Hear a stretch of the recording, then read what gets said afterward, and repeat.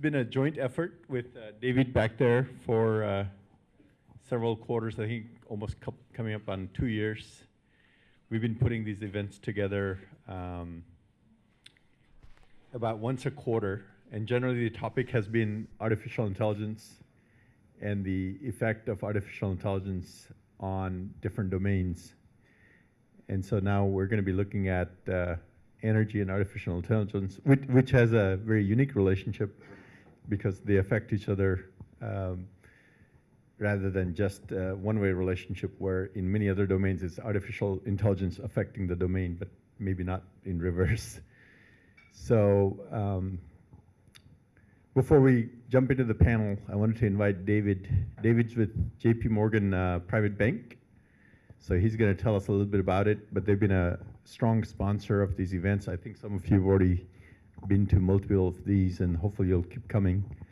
But David's been a great partner to work with for some time, and maybe you want to tell us a little bit about the private bank? Sure, just briefly. Sure. I feel so privileged just being a part of these events. And when we first started these, this is probably our 5th AI event. And if we all just, Harish, if you just would have told us to buy NVIDIA, a quarter and a half ago, that would have been probably a pretty good use of our time. But it's just been fun. We did real estate, we've done gaming, we've done healthcare, we've done communication, now we're doing power. It's just been such a fun thing. I love public markets and just seeing it evolve in public markets and the excitement about it and how real it is with our daily lives now. Even us as a firm, we're involved in AI and we're having our associates design new AI programs for us. So it's super exciting. So Harish, great vision. These events are great. I work at the private bank at JP Morgan. We do all things for clients on the private wealth side, and then I view myself as like a quarterback to the whole JP Morgan ecosystem. So we spend a lot of time supporting startups, hypergrowth, either series, anywhere pre-seed to all the way to pre-IPO. So I feel like I'm a quarterback of the firm to kind of bring the resource of JP Morgan Chase to all facets of where companies are, where individuals are. But just excited you guys are here, and happy holidays to everybody. And I feel like, Harish, you upgraded on the food this time, right? It's delicious, it went fast. Hopefully we can get some more. I don't think it's ever been empty in any of these events. So, good momentum. Yes. But awesome. I mean, for those of you who are new, this is a really cool, engaging event. It's not like all the stuffy ones you probably go to all the time where it's like, oh, I don't shake hands. It's really engaging. In audience, they're always asking questions and it's fun, so enjoy. I hope it's just as engaging. Thank you, David. David especially likes founders. So if you're a founder and you haven't met David or shook his hand, make sure you do. We'll have some time after this event as well in the room. So, but I also want to invite Ruchi to give us a little bit of a quick overview of Hitech Advisors, and then we'll get into the panel. Thanks, Harish. Hi, everyone. Glad to see you here. I'm Ruchi. I work at Hitech Advisors. I have been a client relationship manager. I also head the talent team here. For many new faces here today, those of you who don't know about Hitech Advisors, we are a services company based here in the Seattle area. We are located in Kirkland. And the services we provide are in terms of domains of engineering, IT services and operations. We provide talent management services for our clients. We also provide services in product management. So for all the clients or for all our partners, if you are struggling or trying to brainstorm with a problem with your team, you can bring it to our consultants, our experts, and we can help brainstorm and come to a solution, and we can also work with you on that. We are experts at engaging experts for our clients. We proudly say that. And we like to map meaningful problems to people who find them meaningful to solve. We'd like to work with you. You can come talk to me or any member from the team, and we can discuss how we can collaborate together. This is a fun evening. We'll have a great discussion. It's good to see all of you, and happy holidays. Thanks, Harish. Thank you, Ruchi. We also have a couple of other people from the team. I guess we keep our people too busy, so most of the times they're not able to make it, but we have Kobe and James, and then Arjun, I think he's over there. So, but I'm going to embarrass James in front of all of you. James traveled here from Utah for a few other things, but he specifically chose this week so he could be part of this event. So with that, we're going to start on the panel. I know the panelists are getting anxious. Hopefully you guys have had, you have enough drinks or whatever you need to Yeah, we got stay some stiff waters up here. Oh, okay, okay. Good hydrogen in there? We'll talk about that. We'll talk about it. Green hydrogen. So this is an exciting topic, I think, for me certainly, and probably for all of us, since we're all here. And the panelists were generous enough to volunteer their time and their energy and their expertise. So hopefully this will be an exciting and lively discussion. So we're going to start with some questions and topics that we panelists had discussed earlier, and then we'll do a Q&A towards the end, if that's okay with everybody.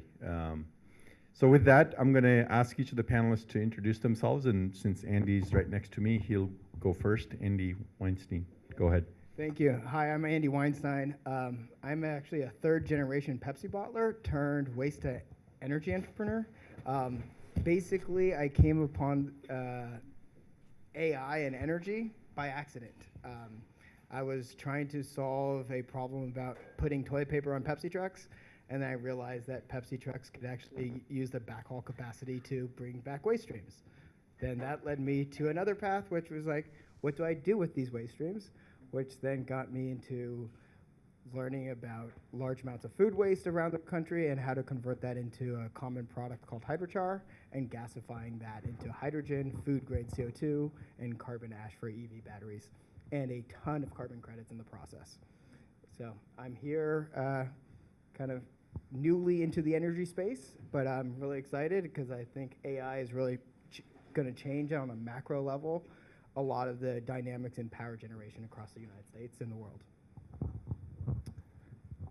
Hello, everyone, and thank you, Harish and Hitech, for having me. My name is Jonathan Azoff. I am one of the co-founders and general partners at a deep tech venture firm called Snowcap. We invest in the commercialization of science. We specifically look for technologies that can generate massive returns and at the same time reduce pollution or other externalities that we don't like. My background is actually in computer engineering and electrical engineering. I spent 20 years in San Francisco building all the venture-backed businesses that, well, many of the venture-backed businesses that you might be familiar with, but moved on from that through a nonprofit called Sweet Farm, where I got involved in supporting scientists and helping them break into these sort of novel fields. From there, I met my partners, a nuclear engineer and a mechanical engineer, and like a bad joke, we started a venture fund. So happy to talk more about that later, but that's me. Thank you. Hi, everybody. I'm Aditi Garg, and current role, I'm working with Microsoft in Azure Engineering, working for their most strategic AI startups and ISVs. And prior to that, I worked for 20 years in consulting in data and AI space, starting from the era when it was just data, then data warehousing, then business intelligence, then AI. So it is shifting. Ultimately, the groundwork is still data. But my connection to sustainability is having lived in one of the world's most polluted and populated nations or regions to the most forward in sustainability, which is Nordic countries, for an extensive period, and now to the most consumeristic society. I think somewhere in this journey, I got the sustainability bug bitten, and having worked with, again, the customers from Iceland to Bangladesh, from Australia to Brazil, I see customers' requirements, their priorities, and that's where I'm here in front of. Thank you. All right, thank you. So we had a set of discussion points, so I'll just start off with one. By the way, David was looking for stock tips. And I don't know which part of the room. Oh, he's over there. Okay, so Andy, I had asked Andy one of the questions, not exactly a stock tip, but this may end up being a stock tip, which is, as you look at the future of energy and especially the effect of the demand of AI, the increase in energy demand that AI will generate or create, is energy going to get more expensive for all of us, right? And so Andy had several thoughts around it. But so the question is, should we be shorting utility stocks, David? So now we can listen. Well, Andy, what do you think? I am not here to provide any financial advice. I know. I have no accreditation. No lawyers in the So actually, let me rephrase the question. Yeah. What's going to happen with the supply of energy and potentially the market of energy, right? With the increase in demand from AI and otherwise. Yeah, so I think I have a pretty contrarian view on this. I actually think energy prices is going to go down dramatically. I think when you have the introduction of all of the big tech players getting into nuclear, we're increasing our baseload at a much larger level, and down the line that will be improved. And then on the other side is they're focused on so many renewables, where the tech companies essentially need to generate their own carbon credits so that they can turn on their data centers and power them. So I actually believe that we're going to see a market where the traditional energy players that you know of are going to be basically organizations of stranded assets. They're building a lot of pieces of infrastructure that actually is no longer relevant, and they've cut back on a lot of the renewables, where you see companies like Meta with the nuclear, or Amazon, or Microsoft. They're going hardcore in renewable, and they're kind of going to deliver a lot of power, and they are incentivized for your power to be so cheap that you're running every single product through kind of their servers and stuff like that. So I expect the energy market kind of pricing to go down dramatically, but in like 5 years, not next year. So. Got it. Jonathan, your views. I don't, if I understand correctly, right? You guys are trying to make the ecosystem more scalable, right? You're investing in opportunities that do that. So I guess that plays into maybe making energy more abundant, or the supply of energy more abundant, right? And then for the founders that want to do interesting things because of that, they can. But what are your thoughts? Yeah, so just to like frame my point of view, which honestly isn't so different from Andy's, we're in very similar sort of focus areas. We look at things that are expensive in value chains, and we look at the potential for science to make those things less expensive. And where we can find those things and they have great externalities, we invest. So in the energy supply chain, the biggest bottleneck right now is actually not energy generation. In fact, we have over 3 terawatts of energy in our grid right now, and another 3 terawatts that's already authorized and ready to come online. If only we could support that. But we can't, because we have a centralized grid, and our centralized grid has a bottleneck, a transmission bottleneck. And when you have a transmission bottleneck, who pays for that? Is it the people generating the energy? Is it the communities it runs through? Is it government? And that creates like a real challenge for the energy market.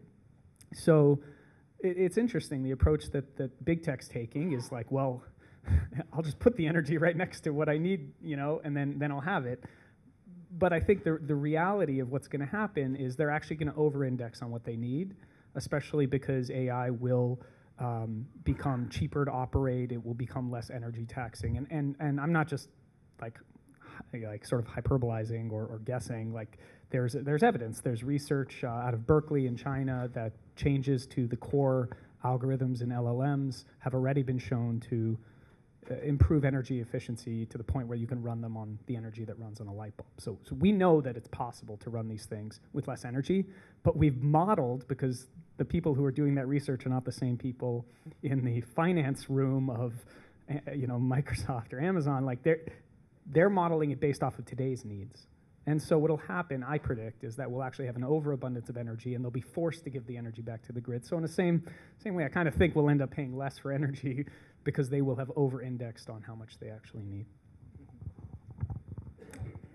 Any thoughts, Aditi? So if you look back 2 centuries, energy conversions have been happening from wood to coal to oil to gas to now going towards solar and wind. Earlier sources which were non-renewable, the conversion were happening because non-scarcity of those resources. But what we are heading for is not having a limit. Solar and wind are going to be there till humanity is. So if we cross the barriers of technology, I think we will have abundance relating to those points John made. So definitely in the longer term horizon, energy will be cheaper. That's my view. Yeah, I'll add also, she talked about like solar and wind, but I think waste streams are actually where we're going to generate a lot of localized energy, and that's basically my big bet, is because we are, like she said, a consumer nation. We are producing so much trash, and our food, our production and everything like that, the whole supply chain is overfilled. We have giant piles everywhere. That is going to be actually our feedstock for a lot of local power, and it's going to help kind of balance out the grid and not be so dependent on a windy day or a sunny day. So it sounds like there'll be plenty of energy in the future, and so there won't be as much contention, I guess, with other uses of energy, not just AI, right? And so it's maybe likely a match made in heaven, more likely than than otherwise. Switching gears a little bit, I guess going back, Jonathan, to your point that we're not set up to handle the grid, and other infrastructure is not able to handle additional energy or additional usage potentially, right? So is there any hope? What gives you hope on that front? I don't think you can have the job I have if you don't have hope. So lots of solutions. Of course, waste energy, one of my favorite, absolutely one of the coolest things. Pre-pandemic, as a globe, we reused about 8% of everything we create. So if you created 100 light bulbs, 8 of those light bulbs will come back to life in the future. After the pandemic, we're closer to 7%. Okay, so we're actually getting worse at reusing stuff, not better. Now, one might look at that as a tragedy, and indeed it is a tragedy, but one might also look at that as an opportunity. And I sometimes say to folks who might be particularly sarcastic about circularity that, like, who else is in the trash business? The mob. Do you think the mob doesn't like making money? Like, there's money in trash. And we just need the collective willpower to find the profitable business models in trash. And so, agriculture is a huge producer of waste. Agricultural residues come in 2 forms. The stuff you can, turn into other products like food, and then there's, products that we don't know what to do with, and they just decompose, and they actually cost these agribusinesses money to deal with. Well, those things can be turned into energy and all sorts of interesting other products that could power our economy. So that's one way you can get distributed energy. The other way is to start build things in a distributed way. Build distributed communities that run on their own power, that don't need a grid, right? This is kind of what Texas hopes Texas can be, is this. So I think like those are some ideas that give me hope, and we're still learning about some of the business models that could make that happen. So for me, AI is an example. We were all knowing about AI in front of us for the last maybe 50 years, but we were waiting for the right moment with the right research and right billionaires and the companies to fund it to make it happen. And same is with energy. We are looking in front, energy storage is something to be solved for. Smart grid is something to be solved for. But who is ready to fund it? That is what we are waiting for investors, John. Yeah, and I actually think where the solution has come is that essentially the tech companies have filled that void where a lot of like the traditional people that we're expecting, like the billionaires and the oil and gas giants who are like, hey, maybe I should do some, future-proofing of my business. They have chosen not to, and it's created this opportunity where companies, the big 7 are like, oh, wait, look at my cash position. If I try to buy a company, I get into an antitrust lawsuit, but I can build a nuclear power plant, and nobody's going to say antitrust. So now I have a way to use my cash flow or my excess cash, and at the same time support my entire business model, which is essentially selling compute. So earlier we had talked about, and you're kind of touching on this, maybe how to scale, right, the problem, the solution, and the investment, right? So do you have broader thoughts or specific thoughts on how society can do that to meet the challenges of the future? Yeah, so I think one of the biggest, easiest ways for scaling is actually looking at kind of system design and looking where in our system do we have space, like bandwidth. So what got me into this energy space was essentially understanding that every Pepsi truck goes out full and comes back empty. So on the way back, I can find a way to monetize it by essentially being a collection vehicle for the waste streams that we are actually delivering to all of our customers. So when you think about a pallet that is going to a Walmart, it's wrapped in plastic. Well, before, that plastic would spend months finding a way from the United States to the ocean. Like that was the story of their journey. Now we can actually collect it, process it, and create value from it. There is a lot of opportunity. We don't need to, like, a lot of people are waiting for like this super technology to exist to come in and solve everything. We have already found it. We just haven't implemented it. We haven't scaled it. And what's kind of beautiful is there's a lot of existing technology that, like, I'm essentially going to use coal technology, which is losing its customer base, so therefore I can buy it at a discount. And therefore, I know it's available, it's well tested, and it has all of these things like permitting and talent easily accessible. And that's where we're going to scale, is using existing talent, existing relationships, existing technology, and just essentially rearranging the chess pieces on the board.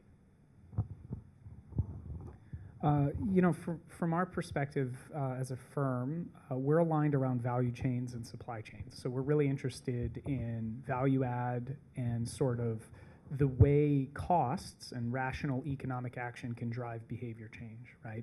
Generally speaking, most people aren't making decisions about what's right for the planet or for their neighbors on a buying decision for a Fortune 500 company. They're just trying to make the numbers work, right? And that's a hard job, and I don't fault them for that. I think the opportunities for scale are one and the same as the opportunities to reduce costs. If you can find ways to integrate a product into a supply chain without forcing anyone to think beyond, did this save me money or not, you have won de facto, right? It is, it's easy to get caught up in what is AI or what is sustainability, but really the only things that matter at the end are the things that survived and won, and those are the things that made things cheaper.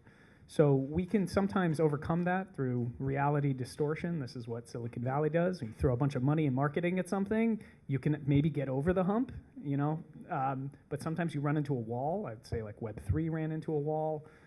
AI might very well, certainly LLMs will, but AI generally, I don't know. But I think if you can find products that genuinely save people money, then I think you have a chance of scaling it, right? Because that's the force behind you is the market. And that's the strongest force I know of, and I think that we know of, to scale businesses. So that would be my answer. Yeah, I want to tap onto that. So one of the things is if you look at like NVIDIA's business, they are selling you bigger and better chips, which just means they're doing more compute for less dollar per compute, right? That's their model, and that's why they're being sold out all over the place. The whole equation is very different than before, because before it was like, how much can I save versus what is the value I'm getting from essentially increased costs per space, dollar, whatever it may be, energy. So I think that's where the big difference is we're looking at how do we extract as much value from something versus what is the minimal cost to extract value. So my view on that is for bigger scale, for bigger change, first we start with numbers. So we can't manage what we can't measure. So if we bring out the numbers, what are we doing in current state? Then looking at what can be repaired, what can be replaced, what can be removed, can be the strategy which can go over decades, slowly and gradually towards this transformation. I guess that brings us to another topic we had mentioned earlier, and we have a few younger people in the room, right? And rest of you are still young, by the way, or rest of us. So for, as the transition happens, right, as the years and decades tack on, where's the opportunity from a career standpoint for people that might be at that phase of life? Aditi, I know you've looked at this a little bit, or you've talked about this elsewhere. What do you think? So yes, there is a lot of anxiety right now that, oh, will AI will chew up my job. But if you see the core sector of jobs, like I have a high schooler and we were looking at career options. Should it be finance? Should it be project management or marketing or business or tech? They will still remain, in my view. Maybe our technologies at hand, the tools at hand may change, but the core function, will the word stop financing? Will the word stop accounting? Will the policy management stop? Will the tech stop? Engineering stop? No, I don't think so that mechanical engineering will stop. Maybe the tools will change. That's my take on it. John? I don't know. I'm long management. I don't think people want to be managed by robots or AI. But I mean, seriously, I think AI thus far, or LLMs really, have made certain jobs easier. They've also created other problems. So I think like much technology, it's actually never a net win. It's like a trade-off, and it's a trade-off that society wants or accepts. I think if I were a young person right now studying, I would probably be studying something in the fields of synthetic biology or biology broadly. And the reason for that is AI, once again, coming to this idea of trade-offs. A field that it seems to have impacted very dramatically and very positively is the life sciences and synthetic biology specifically. Like we can predict, I don't know how many of you remember there was a process that was running on PlayStations, I think it was like AlphaFold or something like that, or folding it home. And it was trying to predict what shape of proteins would solve certain problems. And it took the compute of everybody's PlayStation to like come up with one correct answer. And with the advent of LLMs and its pattern matching capability, we've done what that did over 10 years in 1 year. And it's crazy, just the combinatorial explosion of potential. No, you might be asking yourself, like, who cares how you folded a protein? These are nature's solutions to some of our worst problems, like how we deal with cancer, how we navigate aging even, right? You talked about people getting I heard older, COVID is a big issue. Yeah. We'll probably have more pandemics, and hopefully these will be solved by them. So I would argue that getting into the life sciences and applying the promise of AI in a field where pattern matching is really valuable right now for humanity, I mean, that to me is a really important field. So for like, I don't know what the future jobs are. I just remember growing up and hearing everybody say, don't play video games, it's brain rot. And then you now look at all the people that I hung out with that played video games all the time, they're doing quite well. Like, they have adjusted quite fine. Their jobs at Meta paid off very handsomely. So I would say a lot of the times we have a terrible job of predicting what are the skills and knowledge sets that you need to be a, let's say, high-functioning individual of society. But I do think some of it's back to basics. Do you understand math? Do you understand reading comprehension? Like, those are going to be the skills that are going to be really important. And also the ability to discern fact from fiction. Like, as you talk about LLMs, a lot of people like, oh, I generated this great thing on ChatGPT, but none of the information's correct, right? Like, you have to be able to look at it and say, that does not seem right. 1 + 1 does not equal 45, right? So I think it's going to be a lot of kind of learning to learn and math skills and all those basics. What? Well, I think empathy is important, and I highly believe in it, but I would say from a skill set that you train people, that should be more of a society level versus like, if you're more empathetic at 5, you're going to be, a CEO at 20, right? Like I think those are not, there is direct relations, but it's not there's indirect relations, but I don't think it's as strong as determining who's going to be a future thing. Because I have friends who were assholes as kids, and now they're fine. Like people grow, right? Like, yeah, they grew up. Well, you know, some of them learn from mistakes, but like we all dealt with it. We all had those friends who are really cool younger, and now they're like, you know, sociopaths. It's hard to determine. So. Wow. Thanks for the invite. Have you seen it in reverse? What? They were nice when they were kids. Yes. Oh, okay. So it can go both ways.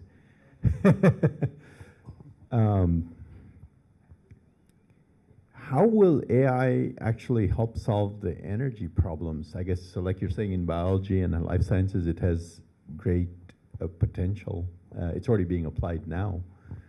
But will AI come back? So, you know, the electrons themselves, will they create solutions to actually fix the infrastructure bottlenecks or other bottlenecks that exist in the energy domain?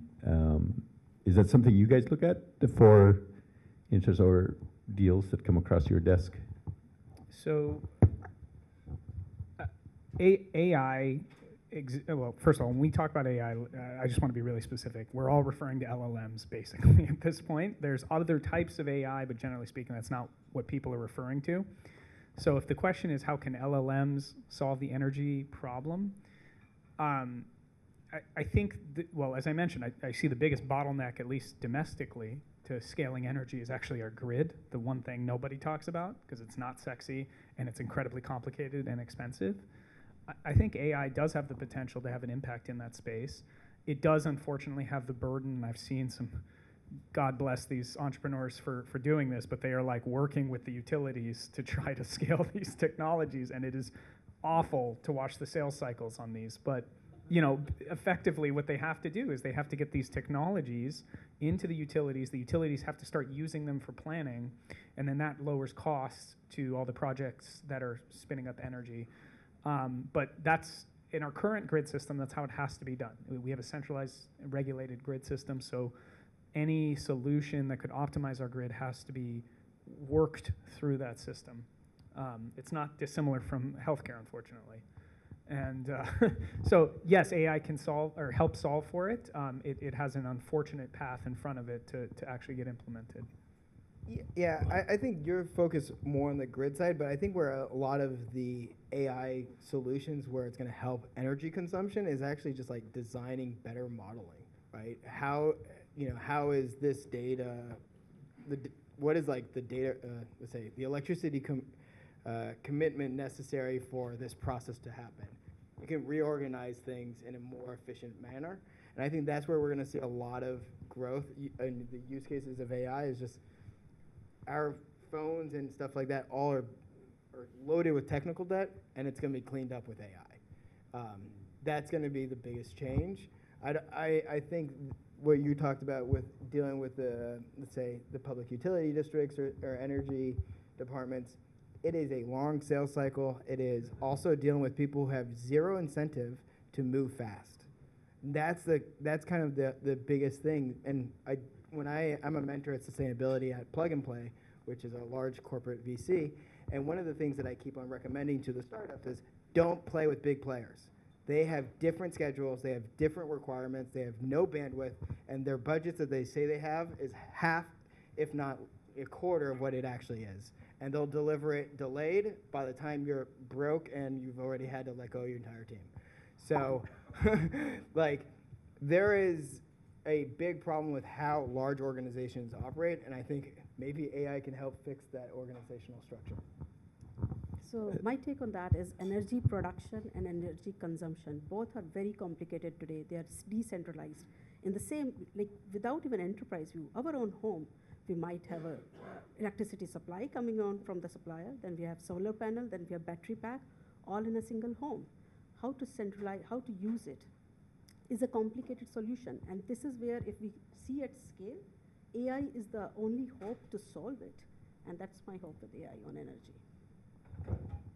I see. Wow, hopefully nobody in the room has a business model to go sell to utilities something. Or hopefully you're already a large company. But go Eric, ahead, how Andy. is that going?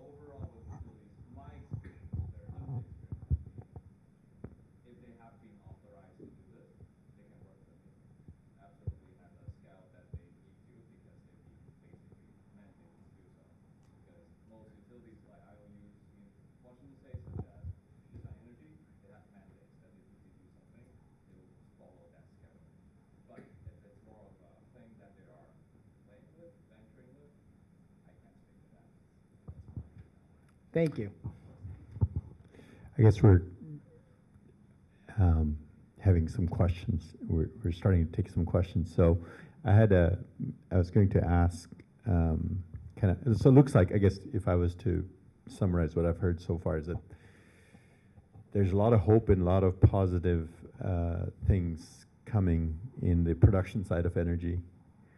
The grid is a constraint, but it will also be worked on. And if you're producing energy closer to where it's being consumed, maybe what the big tech companies will do, then the dependency on the grid will be smaller, right? And then it looks like we'll be using AI to improve all aspects of energy, but also on the consumer side, right? So you have production, you have distribution or transmission being affected positively, and then you also will have consumption being affected positively. So I guess I maintain my initial assessment that it is probably a match made in heaven as opposed to the other way. So I know that the audience has probably some more questions, but I wanted to ask a couple of thoughts from you as anything you might want to summarize or reiterate or something new that you want to leave everybody with. Another question which I wanted to save as a bonus, so I didn't tell you this earlier, to all of you is there something that we will see in the energy domain, or like an energy appliance or something, or will we all be producing energy at home in some capacity, not just solar cells on our roofs? Like in 5 years from now, will there be some futuristic invention or something that's a product in our homes or at a consumer level that doesn't exist today, or it almost seems impossible? So kind of two questions. Should I go first? Yeah. All right. Looking at you. Geez. Predict the future. Well, first of all, on the topic of AI, AI is part of software. And what is the role of software in our lives? Software is an optimization of existing systems. Any software you use, maybe with the exception of games, is an optimization of existing systems. And my job is not just to look at existing systems, but it's to look at all systems and figure out which ones are best benefited from optimization and which are best benefited from first principles change. And that's a very important distinction. And so where AI makes sense for optimization, and that is the best path for lowering costs and externalities, then that's where AI is going to be applied. Once again, I think biology, synthetic biology, is a field that will see the biggest changes in our lifetime in terms of the drugs we get, the treatments and care that we get. That's a place where AI will and is already playing a massive role. But there are other systems where we're trying to AI our way out of the problem, and I'm not quite sure that's the right approach. Sometimes this is referred to as a solution looking for a problem. Give us an example or two. I mean, I don't know. I don't want to disparage any one industry, but I'll leave it at, like, we should be wary, as with any new technology, that the problem comes first and the right solution should be pretty evident, even if it doesn't exist yet. And if AI is that, then that's great. I think arguably LLMs are that for biology, but it's hard to say the other way, especially because entrepreneurs deserve a chance to overcome skepticism, right? I don't think anyone believed that Airbnb was going to be successful, right, until they were. And so I think it's important not to be overly skeptical in my position, but at the same time to recognize that, like, when you see the right solution for a problem and it's staring you in the face, invest as quickly as you can because your window might pass. The other question was... A futuristic widget solution. Widget solution. I just start pitching my portfolio. Yeah, I really, I hate to just put Andy on a pedestal, but I really love waste to energy. I think we're going to just see so many products built from waste, from things that we just didn't know what to do with.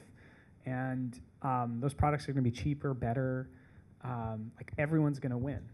And we don't even have to talk about the environment as to why that is. As to what those products are, who knows? It might be your cups at Starbucks or something. But, like, we'll all be better for it, and we'll be spending less as consumers as a result. Hopefully it'll be better than black spatulas, right? The plastic spatulas. Thank you for the pedestal. No, I do agree that obviously I'm completely biased. Waste to energy takes local problem and creates a local solution. I think that is going to be the model going forward, is how can we get transportation out of the cost structure of a lot of the things we do. Right now, we essentially are exporting jobs and stuff like that to who's the lowest paid person we can do remotely. I think those are the type of things where we're not gonna have to deal with it if we're processing our local waste. Places that do large amounts of agriculture have a huge amount of opportunity for waste energy. And like a small solution that I think will have a large impact is actually solar panels on glass. I think being able to generate power everywhere and not having to have massive power gen is going to be a big game changer. It's not there yet. So I will add on to Andy's point. So economies of scale. So if you are saying 5 years horizon, then what we have right now, costlier will become more accessible in every home. On an enterprise scale, I see that the big move that the big players have done with smaller nuclear reactors, maybe we will see that moving forward with more and more enterprises. Like just before this session, I was talking to, and they're telling that in China, there are so many smaller nuclear reactors in every island. Maybe that's the vision we can see in 5 years that will solve the energy problem.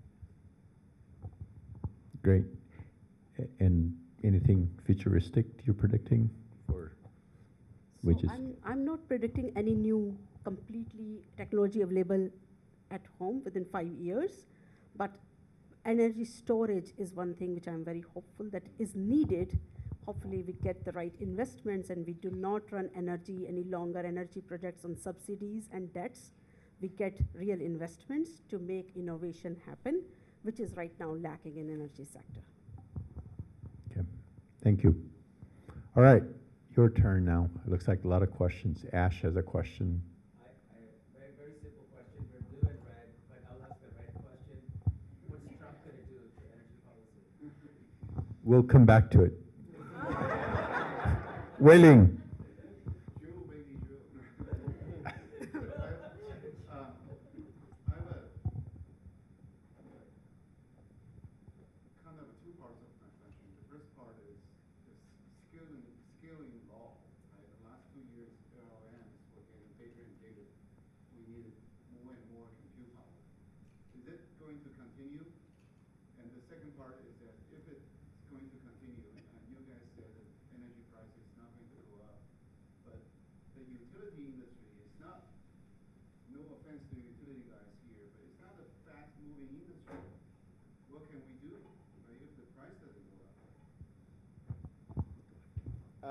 So regarding the scaling. I think what's going to, right now, we're essentially using a lot of data to compensate for bad data. So I think going forward, we'll start to be much better at data management. You know, you'll probably talk at this, but like quality data is going to outpace, like we'll be able to generate firsthand data sets and be able to have kind of verification of those, the quality of that data going forward. And I think that's where we're going to see a huge change in the actual performance of LLMs. I like to call them like small large language models, right? Like, or private large language models. They're going to be much better.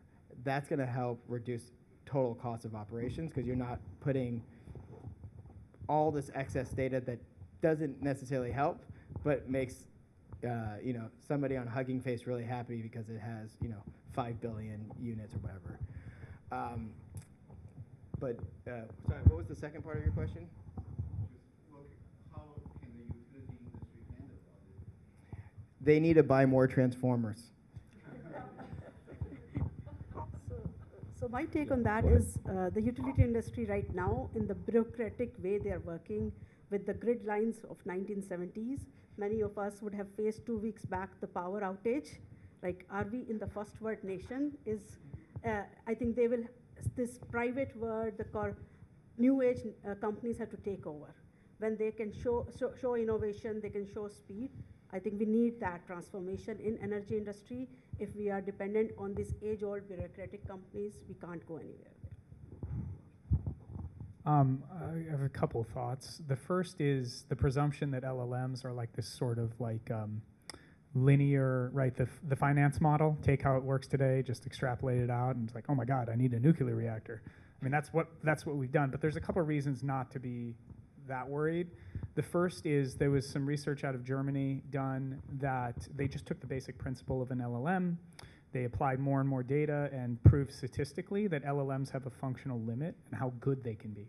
Right? It's a statistics machine. So you're not going to hear it yet, but I predict very soon you'll start hearing from even the Sam Altmans of the world that like they need something else. They need something else to do Gen AI, and that'll be the beginning of the end for LLM scaling forever, because you're trying to take a hammer and just hit it harder and harder until it does the thing you want, but maybe you need a screwdriver, right? And that's where research will become useful again, and we'll all reset our expectations. The other thing is, as I mentioned, there was research done in Berkeley and China around changes to how LLM algorithms work, which also reduce their energy costs. So on both ends, how it works and what it does, in both cases, spell the end of LLM scaling in the way that I think we're all trying to argue it will scale. The scale I think we will see is something closer to what you were mentioning, Andy, which is like this smaller model, like targeted data set, curated data set that's just a small pattern matching machine. It's not dissimilar from, believe it or not, there was another AI craze in the 80s. We all thought Skynet was coming. And actually what ended up happening is they just were like, okay, well, they're expert systems. They took the broad technology, applied it in a niche way to solve a niche problem. I think that's what LLMs will turn into. They'll turn into SLMs, and those will be the things that will be scaling across, data centers. And so in that sense, I'm not super worried about the energy runaway. From the grid side, though, yeah, I'm equally as skeptical as everyone else here. Like our grid specifically is not set up to grow in a meaningful way. Maybe the point supply solutions, right, is a way around if the grid's not going to be wieldy. So anybody else? I think Lynn had her hand up.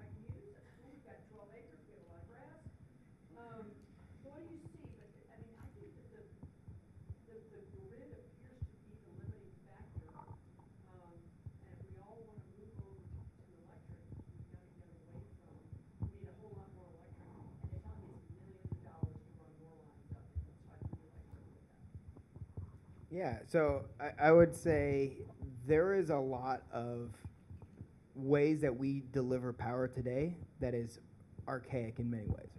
A very simple thing is, why do we have so many power lines above ground? Why don't we put them underground so that whenever we have a windstorm, oh, look, power's still on. That's like a, it seems like a stupid thing. How many times do we fix the road and not actually put like conduit underneath? So I would say let's just sometimes learn from areas that are doing it well, like Japan. The other piece is, I don't think everything is going to go electric. I believe that things that are heavy and that have to be moved, like, let's say Pepsi, on a truck does not make sense in an electric vehicle, because you're paying for that weight of the battery at the expense of the sellable product. So my bet is obviously hydrogen, because it's a lot lighter and you'll have the ability to generate it off of waste pretty easily. I think it's small steps that add up.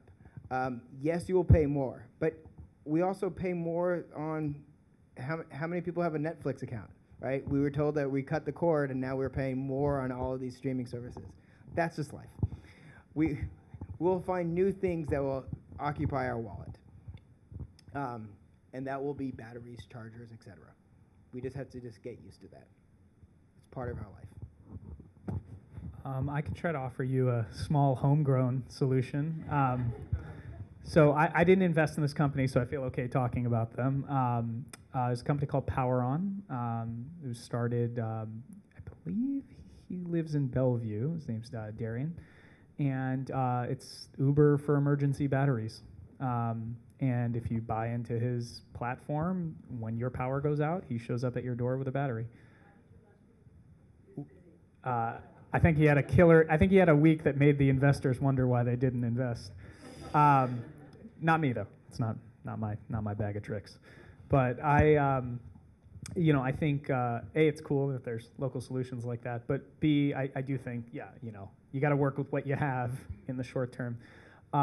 The medium to long term outlay on this, and maybe a field you want to look into, is there's a lot of talk about like climate tech and stuff like that. But if you go to a place like Florida, Miami specifically, where it's literally illegal to put the word climate change in text or invest in any ESG thing, yet they receive more money per capita for climate adaptation than anywhere else in the world. It's a really interesting place to pay attention to, because the products that are showing up there and the way people have to sell those products and scale those products is really threading the needle between the politics of what caused the hurricane and the realities of living in a hurricane. And I find it fascinating from like a marketing and storytelling standpoint, but I also find it illuminative for like the market will buy what the market needs in the place that it needs it. And so there are a lot of solutions being built there that could apply in places that need resiliency to weather effects. And I think, broadly it's called climate adaptation, but there's all sorts of new marketing words to describe it. But there's a lot of really interesting technologies and companies that are spinning up insurance products to try to manage these growing set of problems. Thank you. Looks like Brian. So taking your conclusions about batteries and living with it, as well as AI, maybe thinking of the 5-year mark, where do you think batteries are going to go? Everything's about lithium, but that's now creating some new problems. There's hydrogen, there's carbon nanotubes, there's all kinds of other emerging tech, maybe between newer fuel cell. Any comments there, especially highlighting it with AI to design it? Yeah, so I think battery technology is going to have a massive jump when we get to solid state batteries. I think that's going to be a game changer, because you'll be able to store longer and it doesn't kind of lose itself. But I think there is a lot of play in battery technology, and now that we have so many facilities here in Washington State that are being built for battery making, I think that's going to be a technology that's going to really change a lot of things. And some of the the, let's say, main materials like lithium are still using really old processes that haven't adapted to like really a modern approach. Like if you've probably seen like the lithium lakes where it's like one pool to the next pool, and you're like, oh, that's just in total landscape destroyed, right? I think we're going to get better at that. I think right now we're doing the cheapest possible thing to extract the value versus thinking about what is the way to maximize the value. And a lot of these models and kind of business models actually are based off of a single output, where we're going to live in a world where your business has to have as many outputs as possible to cover your total cost, and you actually make more money because you now have all of these different revenue streams. I'll give a crazy example. Is in Moses Lake, there's a company called REC Silicon. They used to make chips. They basically went under because they were only selling the chips, but then they realized they could make more money with the saline gas. So they sold the gas, and now they're producing the chips to sell the gas. And that's how they're kind of really surviving. Those are going to be things that happen all over the world as we start to have much more creativity in business models. So my take on that is battery might be a temporary solution that we have. We are in the era, in the midst of energy conversion and transformation. So maybe longer term solutions towards hydrogen or something will be here to stay, but we are still in the middle of all that change. I have to, do you work in batteries?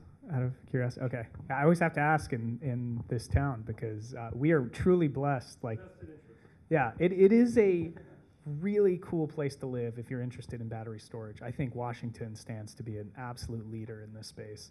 And I've actually done quite a bit of diligence on companies doing silicon anodes and relying on, or not, on silane gas. But as far as like batteries as a concept, I think I take a pretty pragmatic approach. I still have D batteries at my house, D alkaline batteries, which were the, you put them into the flashlight in the 80s. They still make flashlights and other products that require those batteries. I just don't think energy storage will always be a need. And even end-of-life EV, right? We're starting to see the first Leafs come off the market. Those batteries, they still have some use in them, and people are putting them into shipping containers and using this big shipping container battery to power some industrial process and get that last 20% out of those batteries. I think we dramatically underestimate our desire for energy storage and the benefits of energy storage that's reliable. And I think as a result, one of the burgeoning industries we're going to see in the next 5 years is battery recycling. So we already have some early examples, but it's really bad. They basically take batteries and chip them up and make this stuff called black mass, and it's dirty and toxic, and they only get the cathode out and they sell the salts. We're now seeing technologies come online that can extract both the anode and the cathode and critical minerals, so you don't have to go dumpster diving in landfills for copper and other stuff like that. It is, I think, the biggest change you'll see in the battery industry is not necessarily new battery chemistries, though those will exist. I think you'll actually see better reuse, better, more functioning supply chains that allow for more Americans to have access to energy storage, which we surely will need if we're going to go through a mix of energy production mechanisms.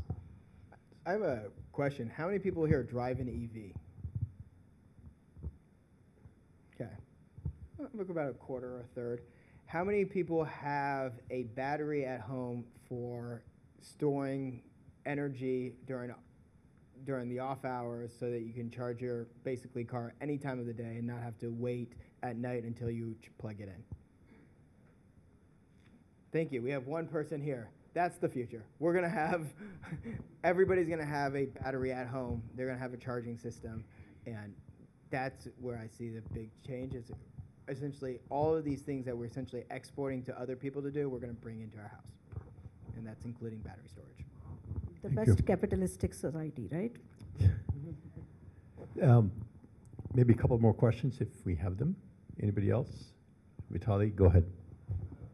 So we have spoken about the grid being the bottleneck, and historically we're using alternating current because it was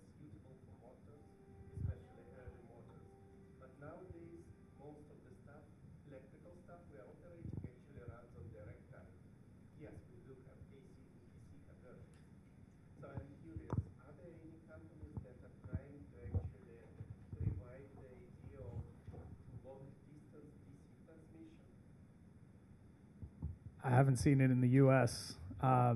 It's one of those things where people look at the grid, throw up their hands, and go try to do an AI startup instead.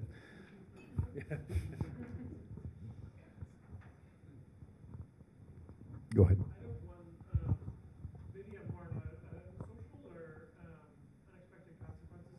We started with this idea of Google and antitrust, and then you kind of just mentioned the company of the future will be involved in multiple revenue streams, multiple products, from the waste products to product A, et cetera.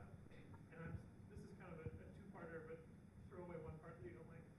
And then the piece about kind of a more distributed economy where my energy is coming from a very local source, depending on local need, local production, and away from a quasi-complicated public grid that was started in the 60s with this Great Society idea. What are the social consequences of moving to energy closer to home? And will there be policy changes needed or policy incentives to kind of reduce some sort of negative externalities we might see? So I think that's a good question. I'm not sure where the social dynamics are going to change. I think what it tells from a, let's say, signaling now is you have a lot more costs, and so therefore your costs will go up as a general populace. So the further out you are, you're going to pay a premium to have those costs at your home. It's also mean that sometimes areas in between rural areas, like let's say if you're going from one rural area to another, they're not going to build the power lines like they used to. And so I think what we're going to see is almost people going back to the cities in some ways and then having less of the suburban sprawl. But I think it's almost like too early to tell, especially because we're dealing with so many different variables and inputs. Like we had 2 governments collapse in the last 2 days, right? And both governments are very key parts of the supply chain for energy and batteries and stuff like that. So it's like there's just so many inputs that we can't say, is this going to be the change that affects all this regionality, or is it all of these other, political and social things? So that's my non-answer. Go ahead. Yeah, so policies and standards are not keeping pace with the technology. That is a biggest flaw that we see. I came across a fact that our insurance company, the standards they are using to review or approve our electrical business were framed in 1880 when Chicago World Fair happened. That was the first time electricity, it was a fair fully generated, and they had to get an electrical engineer to review and approve the insurance. And they are still using the standards defined at that time. If this is the case, then we definitely need some upskill. Last question. Go ahead.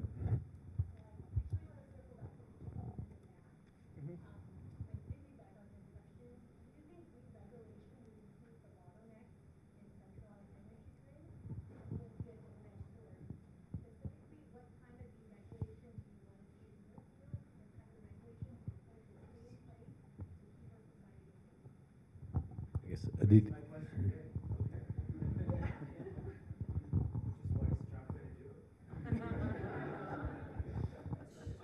I think Texas, look at Texas.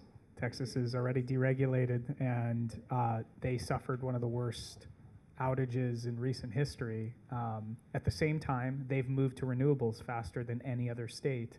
So I think there's like this fun irony where when you separate the market dynamics from the politics, you actually see the thing you want while they're saying the other thing. Florida, another example. They're getting more money than any other state to deal with climate, but they can't talk about it.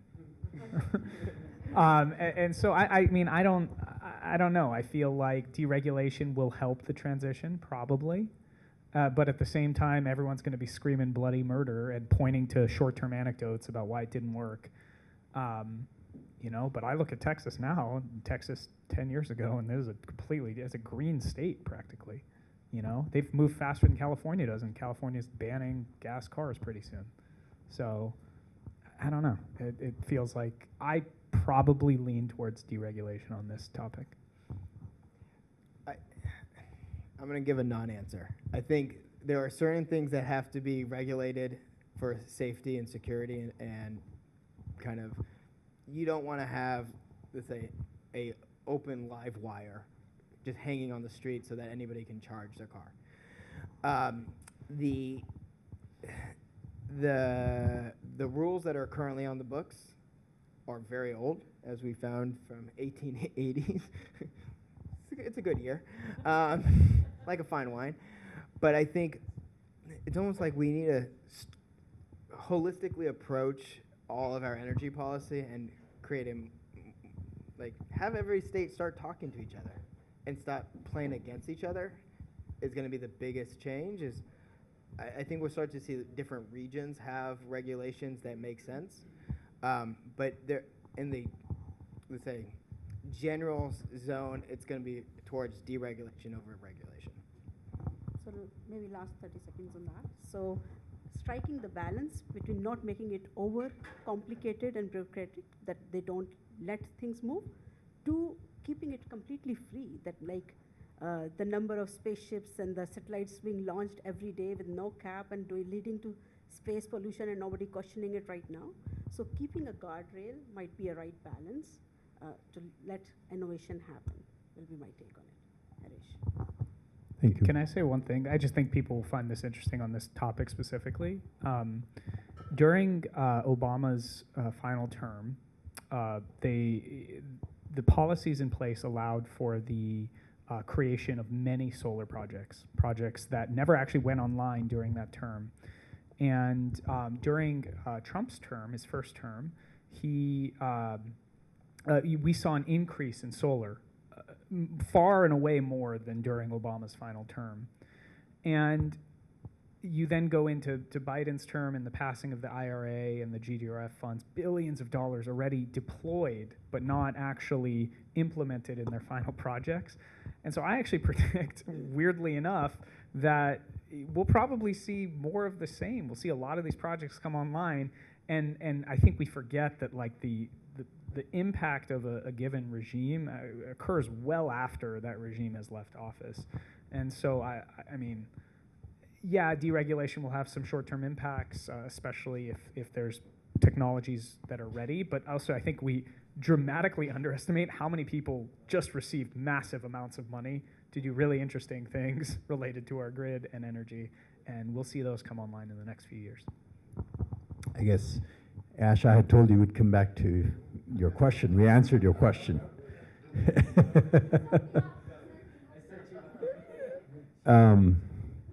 So I guess, so the world will be greener, but we won't be talking about it that way, right? I think that's how it goes. Right? So I guess Jayanti has a question. Right. So all of these are good conversations, and I don't live in a high-tech world. I live in a low-tech world. I work for the Federal Aviation Administration. But 10 years ago, in federal government, there was a program to save the energy by 2% per year. And FAA, we were excited about that, right? Because we knew that we can create the solar farms and we can save more than 2% a year. And we really made a name within the federal government system. But now we're coming to a point where I call the energy saving saturation point. We have done whatever we were able to do. Now we are at a point, we committed to save 2% energy every year. What do I do now? I don't have any options to save further. Yep. So that is where replace and remove comes in. You can optimize only up to a certain point, and that's where technology needs replacement. And maybe obsolete processes needs to be removed. All right. I think this is an exciting maybe thread, but we have to close, and then you guys can maybe talk privately. But thank you so much for coming, but I want to thank the panelists. I think they did a fantastic job. Hopefully you think so too.